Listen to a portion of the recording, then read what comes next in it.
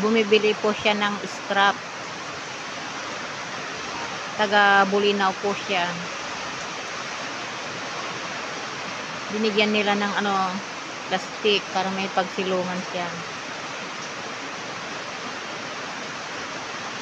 Bumibili siya ng scrap. Doon, yan.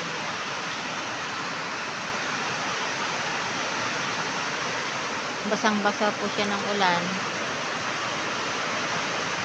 Kaya gumawa siya ng plastic cover ng katawan niya para hindi lamigin. Yan na po siya.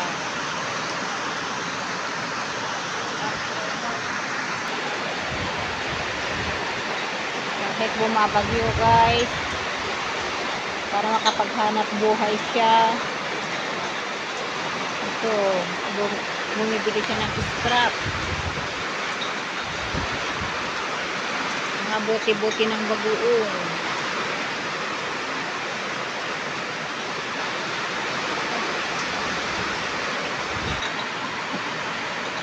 Ito po siya, buti-buti ng bagoong yan guys. Kunti lang yung kita niya doon. Masipag po siya, taga Bulinaw po siya.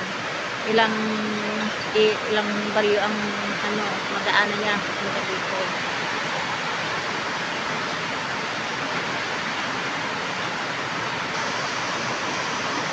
Kaya guys, ang ating tularan, kahit na bumabagyo siya, pumupunta na bumibili ng ano-ano para may ibinta at